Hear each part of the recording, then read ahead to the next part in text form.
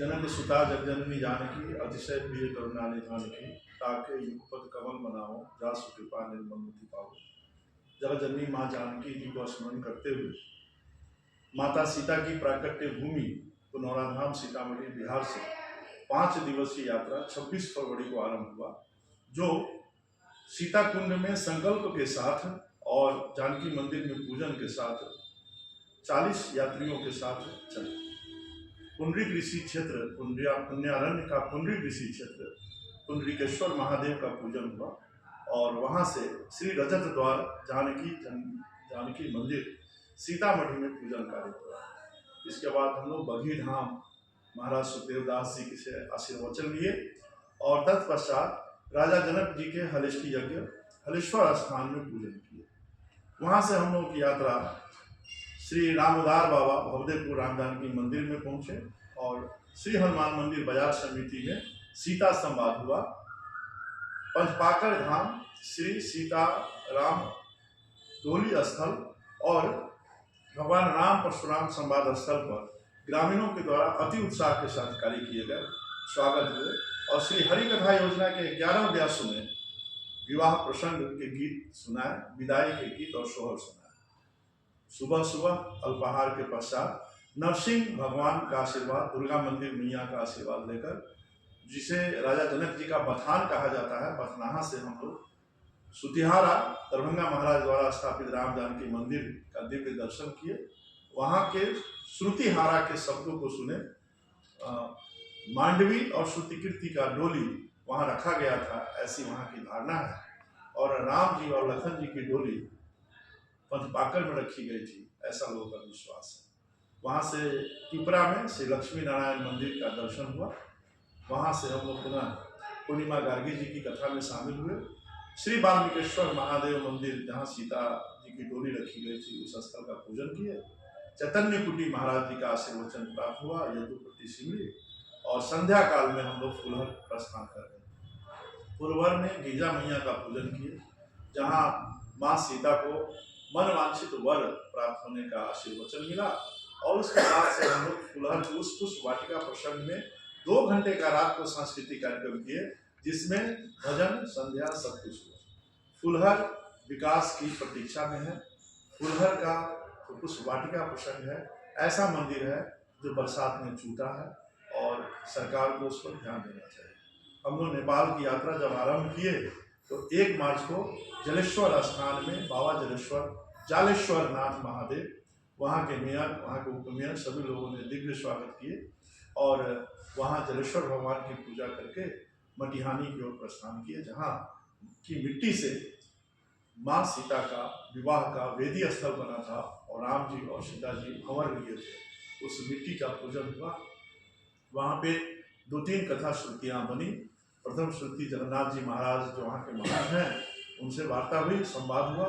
वहाँ के पत्रकार संघ के अध्यक्ष हैं नवल जी हैं, सभी लोगों ने इस वार्ता में शामिल होकर कार्य किया। और मटिहानी की दिव्यता ये रही कि राघव बाबा ने बाघ को मार दिया और मूस और बिल्ली की लड़ाई में बिल्ली मारा गया और मूस जीत गया। और तस्मई बाबा अनोखे बाबा थे जो सीताराम नाम का संकीर्तन मुस्लिम एक पीर के साथ भी करते थे और पीर पत्थर की नाव पर चढ़कर सत्संग करने आते थे। तो ऐसे याज्ञवल्क्य विद्यालय जो नेपाल गणराज्य का पहला वैदिक विद्यालय था, वैदिक महाविद्यालय आज भी है, जहाँ वेद की पढ़ाई आज भी होती है। 127 बच्चे वेद अध्ययन कर विश्व की सेवा देते हैं। वहाँ से हम लोग धनुषा धाम की ओर प्रस्थान किए और भगवान परशुराम सरोवर का दर्शन किए। ऐसी मान्यता वहाँ है कि भगवान परशुराम कल्पतरु के नीचे 6 महीना तक विराजमान रहे और साधना किए, मिथिलेश्वर महादेव का पूजन किए। हम लोग धनुषा धाम में गए और धनुषा धाम में हम लोगों ने देखा कि एक पीपल के पेड़ के नीचे एक गड्ढा है जिसमें जल स्तर भरा रहता है और काले पत्थर हैं। वहाँ की मान्यता है कि धनुष 2 टुकड़े में टूटा। एक टुकड़ा जो धनुषा धाम में उस गड्ढे में जल के अंदर से पाताल में चला गया, वह स्थल जमीन के जल स्तर से बाढ़ या सुखाड़ की स्थिति बनती है। जब भी जल स्तर कमता है, गांव के लोग दूध चढ़ाते हैं और वहाँ की मान्यता ठीक हो जाती है। ऐसी भी मान्यता है कि राम लखन और सीता जी वन में घूम रहे थे, प्यास लगी लक्ष्मण भैया ने धरती में तीर मारा और बाण गंगा की उत्पत्ति कराई, जहाँ पे कुंभ जैसा स्नान और वह पवित्र सरोवर शीतल जल पीने योग्य है, बिल्कुल साफ है। बहुत सारी मान्यता और बहुत सारी चीज़ों को सीता संवाद यात्रा में सीखने का अवसर मिला। उसी प्रकार जब जनकपुर आए तो बाबा राम बालक दास जी के 52 बीघा के यज्ञ स्थल का दर्शन हुआ, पूजन हुआ।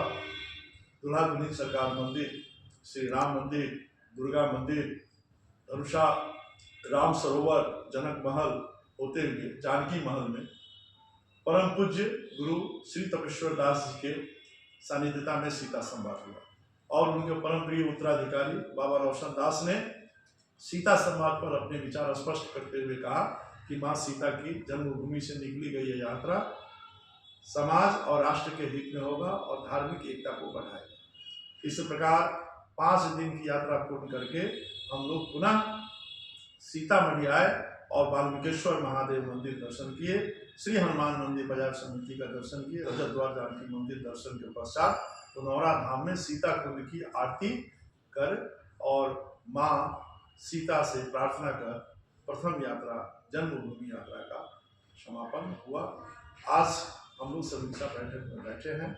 हमारे साथ हमारे यात्रा के संयोजक आदरणीय संत भूषण दास जी हैं, हमारे संरक्षक आदरणीय गुरुदेव प्रसाद जी हैं और हमारी दाईं तरफ इस यात्रा के सीता संवाद के संरक्षक डॉक्टर वसंत कुमार मिश्रा जी हैं।